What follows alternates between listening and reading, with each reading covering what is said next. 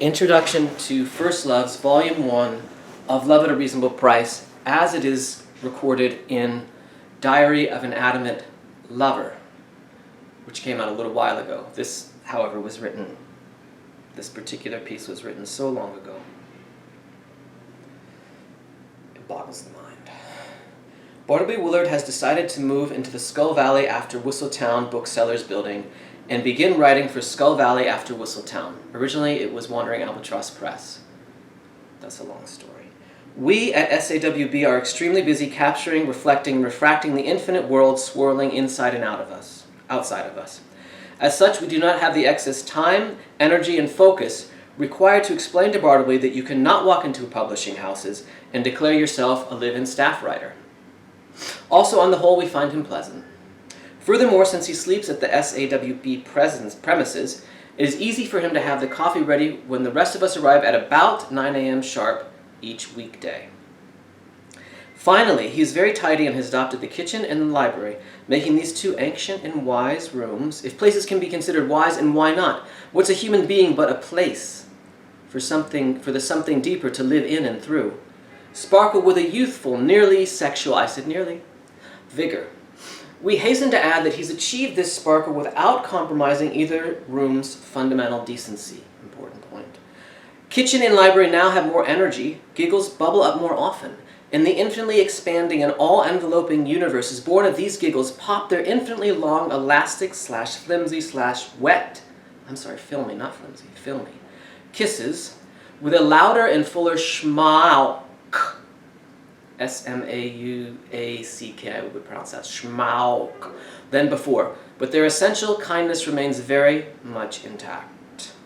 Bartleby is writing a series of short stories entitled Love at a Reasonable Price.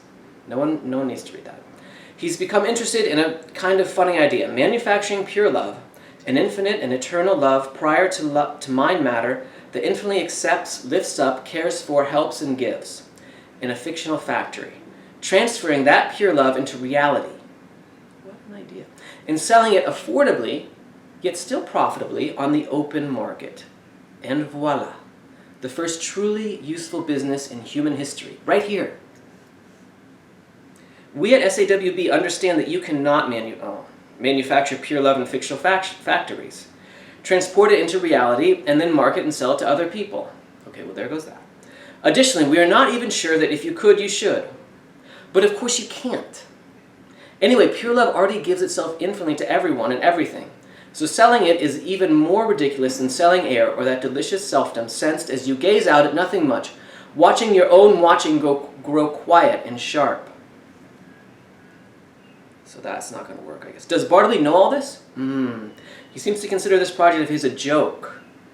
However, he takes jokes amazingly seriously. So seriously that one is tempted to say, that man believes in jokes. My God, he really does.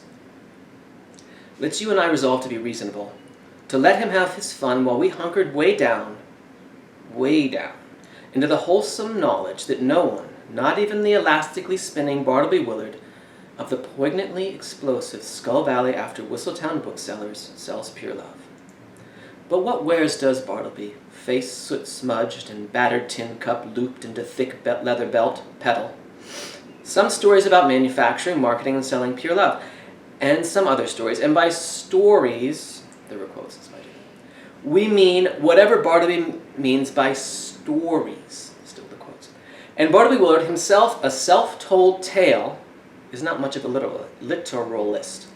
Bartleby will write what he writes, and we'll keep a running tally in the chapters section. I also put quotes around the chapters section, but I don't think I should have, in retrospect. And so it began, years and years ago now. I kept falling this way and that, but one end of a thick, scratchy, fraying rope around my waist, and the other anchored to a vaguely evolving plan. Just kidding, there were no quotes around plan. That's a joke. My staggering went round and round this project, winding me into it more and more. And now it's time to push my long, imaginary hands against the rusty iron bars, square staves twisted like drill bits, and shudder as the forgotten manor gate swings wide open with a piercing shriek or a mournful, yawning, 3 stages creak. or just squeaks a little forward and then, overgrown with vines, not just emotionally but physically as well, bounces back at me. I hope this project goes well. I hope the project goes well. I hope it is good for writer, reader, and the space between. I appreciate you spending money, that never did happen, time, or that, and focus on this book. I mean, it's a thought. I'll try to make it worth your while. We did try. Best, Bartleby Willard, June 17th, 2015, 7:35 p.m., Midtown Manhattan Library, but that was just like years after the first version. P.S. I think I'll alternate stories of making, manufacturing, advertising, and selling Pure Love with stories about my life and times at SAWB. That's what I thought. Oh, and this one more time. But though this venture is in part a commercial one, we still need our endeavor grounded not in profit motive, but in kind delight. So cross your fingers for us. Say a prayer for us. Keep a gentle but stern, a wary but hopeful eye on us. Help us try. And then in quotes it says, this was begun before 2015. When? 2011? 2012? So that was the introduction to Pure Love's Volume 1 of Love at a Reasonable Price. I was reading the version that you can find in Diary of an Adamant Lover. It has also has a prominent place in a Readable Reader, which we honestly believe is readable. We cannot really say the same, I don't think, for Pure Love's Volume 1 because no one read it. Pure Love's Volume 1 of Love at a Reasonable Price, no one read that. So we kind of doubt that it was reasonable. People started it, but they didn't finish it. I mean that it was readable. At any rate, it might have been reasonable, but not readable. We're not sure about Diary of an Adamant Lover. It might be readable. The beginning definitely is. And then we can say for sure that a Readable Reader is readable. It's in the title.